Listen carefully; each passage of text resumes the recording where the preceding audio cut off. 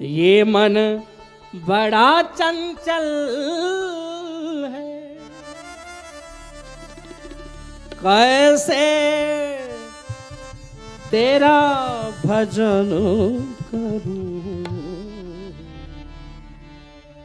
जितना इसे समझाऊं उतना ही मचल जाए। ये मन को हम कैसे करें? शोभावती को देखते ही देवराज एकदम उसका सिर बदल गया, उसके मन में विकार आ गया शोभावती के प्रति। और उन ऐसा हुआ कि उसी वैश्या से विवाह कर लिया।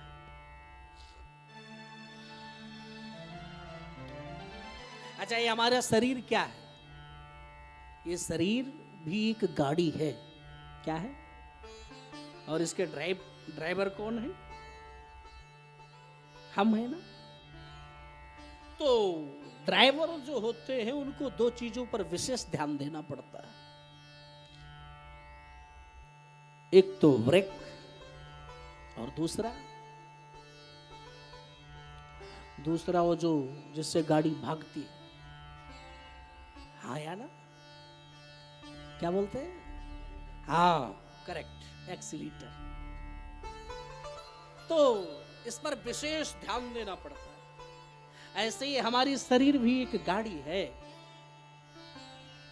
और इसके ड्राइवर हैं। इसमें हमें दो चीजों का बड़ा ख्याल रखना है। वो दो चीज कौन?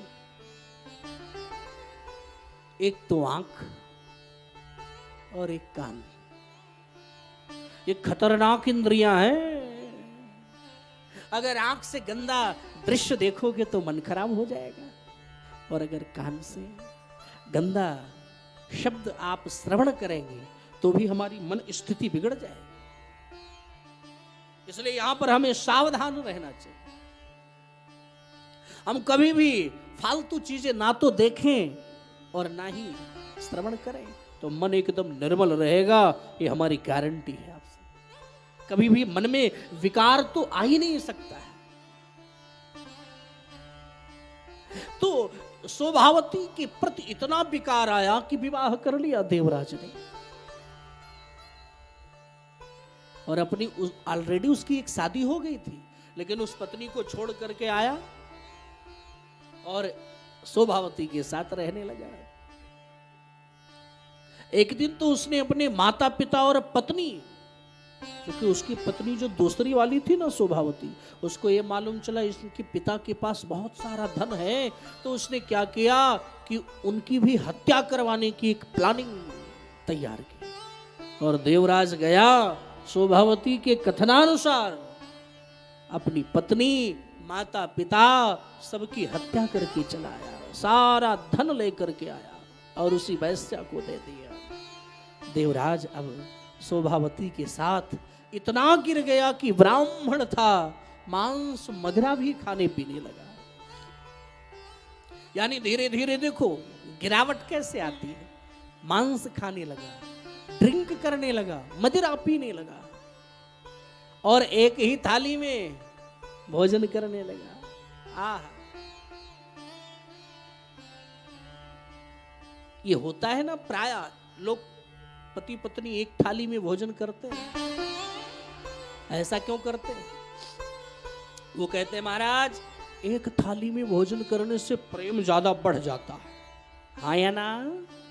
एक थाली में भोजन करने से क्या होता है? प्रेम ज्यादा बढ़ जाता है। लेकिन इस फालतू के लफड़े को आप सत्य मत मानिए।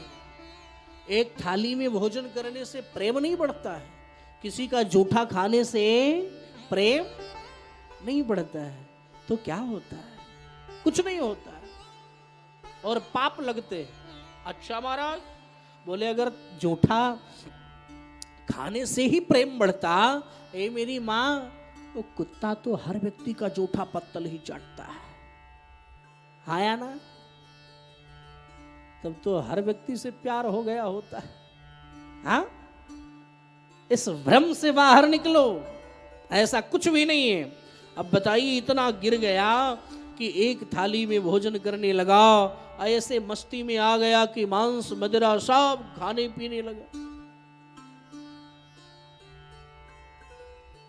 लेकिन मैं निवेदन करना चाहूं ब्राह्मणों से, अगर आज के डेट में ब्राह्मणों की क्रेज में, ब्राह्मणों के प्रति अगर लोगों की श्रद्धा समाप्त हुई है, जो गिरावट आई है, वो कहीं ना कहीं ऐसे कुछ दुष्ट ब्राह्मण थे हमारे समाज में, जो ब्राह्मण नहीं थे, नाम के जनेऊधारी बने घूम रहे थे, नाम के जनेऊधारी, और वो केवल ब्राह्मण समाज की छवि को समाप्त करने के लिए ही ऐसा बीड़ा उठाया था। वो केवल इल्जामात लगाते हैं कि ब्राह्मणों ने अपने लिए ऐसा किया, ब्राह्मणों ने शास्त्रों में अपने लिए ऐसा कर लिया, ब्राह्मणों ने शास्त्रों में अपने लिए ऐसा किया, ब्राह्मण ने ऐसा किया। संपूर्ण ब्राह्मण को श्रेय दिया जाता है कि ब्राह्मण सब अपने फायदे वाली बात कर गई शास्त्रों में, और आज उसी को गा रही है। लेकिन मैं निवेदन करना चाहूंगा कि ब्राह्मण ने अपने लिए कुछ नहीं किया। ब्राह्मण ने हर व्यक्ति को कुछ ना कुछ दिया ही है, हर समाज को कुछ ना कुछ दिया है, चाहे वो क्षत्रिय समाज हो, चाहे वो वैश्य समाज हो, चाहे वो सेवादार समाज हो, हर समाज को ब्राह्मण समाज ने कुछ ना कुछ दिया ही है, उनसे लिया कुछ नहीं है। और अपने लिए ब्राह्मणों ने कुछ लिया ही नहीं। अपने लिए क्या लिया है कि हम केवल भिक्षाटन करेंगे, जो हमें मिल गया वही खाएंगे, नहीं तो राम राम करेंगे। एक बार जोर से बोलना पड़ेगा, हर हर महादेव, जोर से बोलना पड़ेगा, हर हर महादेव। गंगा तट पर विराजमान है, आप लोग कंजूसी बिल्कुल ना करें। तो ये हमारा निवेदन आप सबसे कि हमें इन चीजों से बचना चाहिए, कि हम मदिरा का सेवन करें, मांस का सेवन करें, बिल्कुल इससे बचो मेरे भाई बहन। अच्छा, एक दिन की बात है कि वो देवराज घूमता घूमता घूमता घूमता संयोग से प्रतिष्ठानपुर आ गया। प्रतिष्ठानपुर मतलब प्रयागराज, नाम सुना है नहीं सुना? हाँ, प्रयागराज आया। अच्छा, प्रयागराज जब वो पहुंचा तो वहां उसने एक शिवालय देखा। क्या देखा?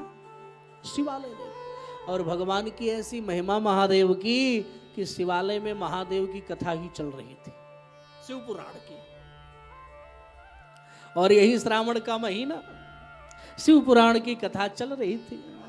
सब संत लोग, गृहस्थ लोग एकत्रित होकर के कथा सुधा का रसपान कर रहे थे। तो देवराज उसी शिव मंदिर में रुक गया, और भगवान की कृपा ऐसी हुई कि जब वहां रुका तो उसे बहुत जोर से बुखार आ गया। क्या आया? बुखार मीनिंग आज की भाषा में उसे फीवर बोलते हैं। क्या?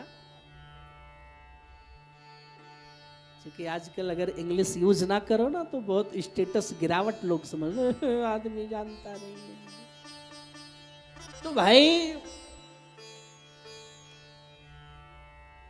वो तेज बुखार के कारण उसका शरीर तपने लगा, और इतना तपने लगा, इतना तपने लगा कि एक दिन नहीं, 2 दिन नहीं, अब तो 3 दिन उसी मंदिर में पड़ा रह गया।